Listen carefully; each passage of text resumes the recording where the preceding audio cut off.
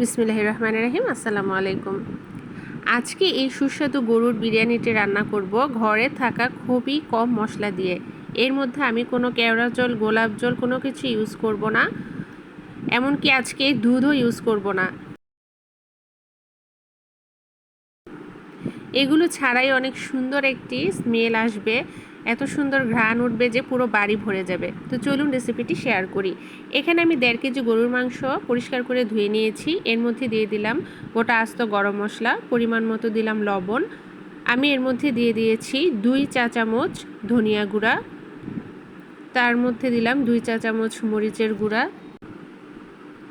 তারপর এর মধ্যে দিলাম 1 চা চামচ ভাজা জিরা গুঁড়া, তারপর দিয়ে দিলাম হাফ কাপ পেঁয়াজ বাটা, হাফ কাপ পেঁয়াজ কুচি। এখন দিয়ে দিব এখানে 2 চা চামচ রসুন বাটা, 2 চা চামচ আদা বাটা। এর মধ্যে দিলাম হাফ কাপ বাদাম বাটা। আমি এখানে চীনা বাদাম যেটা সেটা আজকে নিয়েছি। তারপর এখানে দিব পরিমাণ মতো সয়াবিন তেল। এর সাথে দিয়ে দিলাম 2 টেবিল চামচ সয়া সস। এখন দিয়ে দিব রাঁধুনি রেডিমিক্স বিরিয়ানি মশলাটা, যখন যেটা হাতের কাছে পাই। অনেক সময় ঘরে বানানো সিক্রেট মশলা দিয়েও আমি বানিয়ে ফেলি, যেটা আমার হাতে বানানো থাকে।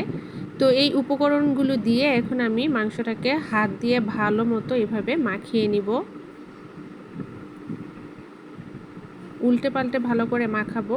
এর সাথে আমি দিয়ে দিচ্ছি টক দই। এখানে আমি হাফ কাপ পরিমাণ টক দই দিয়েছি। বাচ্চারা একটু গাঢ় কালারের বিরিয়ানিটা খেতে খুব পছন্দ করে, এই জন্য একটু গাঢ় করে আমার মশলাগুলো দেওয়া। এটা যে এত মজার হয়। এখন ঢাকনা দিয়ে ঢেকে আমি রান্না করব।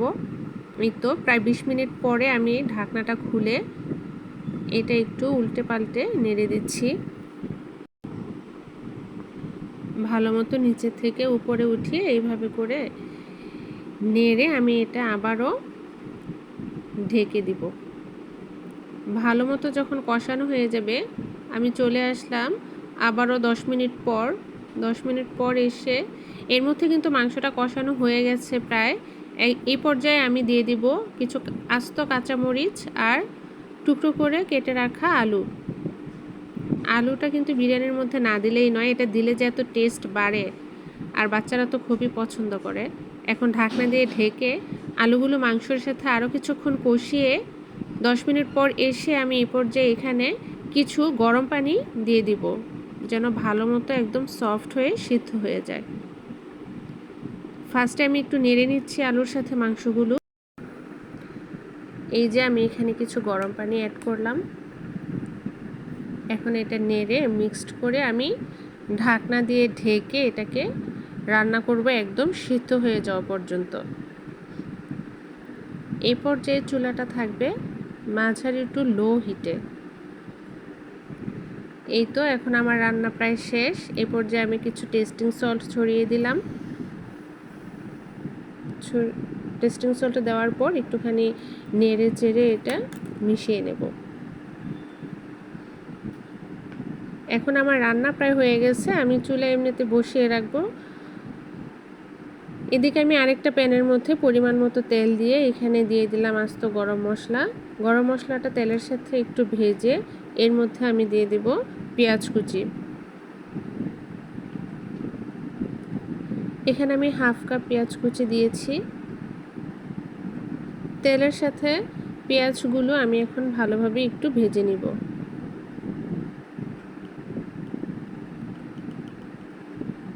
এরপর আমি এর মধ্যে দিয়ে দিব 2 টেবিল চামচ আদা রসুন বাটা। আদা রসুন বাটাটাও আমি পেঁয়াজের সাথে ভালো মতো নেড়ে চেড়ে মিক্সড করে নেব। এখানে আমি বাদাম বাটাটা গুলিয়ে নিচ্ছি। এখানে আমার 1.5 টেবিল চামচের মতো বাদাম বাটা ছিল, সেটা আমি গুলিয়ে নিয়েছি। এখন আমি আগে থেকে ধুয়ে রাখা পোলাওয়ের চালগুলো কড়াইতে দিয়ে দিব। চালগুলো আমি প্রথমে কিছুক্ষণ ভেজে নিব, কোনো ধরনের মশলা না দিয়েই।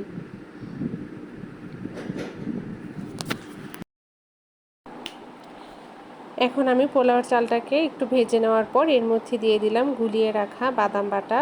বাদাম বাটার সাথে এখন আমি পোলাওয়ের চালটাকে আবারও আরেকটু ভেজে নেব। এভাবে করে কিন্তু আমি 4 থেকে 5 মিনিটের মতো পোলাওয়ের চালটাকে এভাবে ভেজে নিচ্ছি। এর মধ্যে দিয়ে দিলাম স্বাদ মতো লবণ। আমি এখানে 1 কেজি পোলাওয়ের চাল নিয়েছি, তো সেই অনুযায়ী আমি লবণটা এখানে দিয়ে দিয়েছি। এরপর লবণের সাথে এটাকে আরও একটু মিক্সড করব।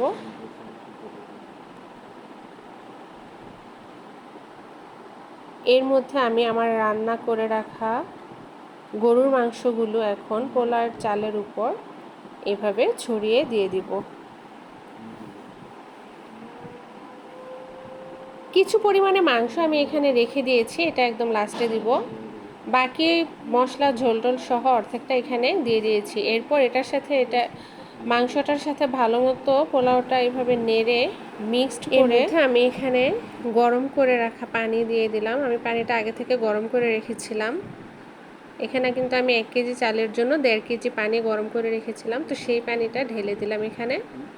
ঢেলে আমি কিছুক্ষণ নাড়াচাড়া করার পর প্রায় 15 মিনিট পর আমি বাকি মাংসটা পোলাওর উপর দিয়ে এইভাবে দমে দিয়ে রেখে দিয়েছিলাম 15 মিনিটের জন্য। 15 মিনিট পর আমি ঢাকনাটি খুলে এখন নিচে থেকে এগুলোকে, নিচের যে রাইসগুলো আছে উপরে উল্টে পাল্টে এভাবে একসাথে করে মিক্সড করে নিব। এত সুন্দর একটা ঘ্রাণ এসেছে, ঘ্রাণে পুরো বাড়ি ভরে গেছে। আর পোলাওগুলো এত ঝরঝরে হয়েছে যে একটার গায়ে আরেকটা একদমই লেগে থাকছে না। খুবই ঝরঝরে আর সুস্বাদু এই বিরিয়ানিটি। আপনারা অবশ্যই বাসায় একবার ট্রাই করবেন। খুবই মজা, খুবই মজা। আমি কিন্তু এখানে এক্সট্রা কোনো ঘ্রাণের কিছু ইউজ করিনি, কোনো গোলাপ জল, কেওড়া জল, কোনো দুধও দেইনি আমি এখানে। এগুলো ছাড়াই রান্না করেছি। জাস্ট টক দই দিয়েছিলাম আর টেস্টিং সল্ট আর রেডিমিক্স মশলা, হাতের কাছে যা আছে গরম মশলা, পেঁয়াজ, রসুন, আদা এগুলো দিয়েই রান্না করেছি। এত সুস্বাদু হয়েছে যে না খেলে বুঝতেই পারবেন না। ফাইনালি আমার রান্নাটা শেষ হয়ে গেছে, এখন আমি সার্ভ করতেছি। এই তো প্লেটে নিয়ে নিলাম, সাথে নিয়ে নিলাম লেবু, শসা, কাঁচা পেঁয়াজ। আলুগুলো এত সফট হয়েছে, সুন্দর একদম। খুবই মজার এই বিরিয়ানিটা, অবশ্যই বাসায় ট্রাই করবেন। মাংসটাও একদম ভেতর থেকে একটা জুসি ভাব হয়েছে। তো আজকে এই পর্যন্তই, সবাই ভালো থাকবেন। আসসালামু আলাইকুম।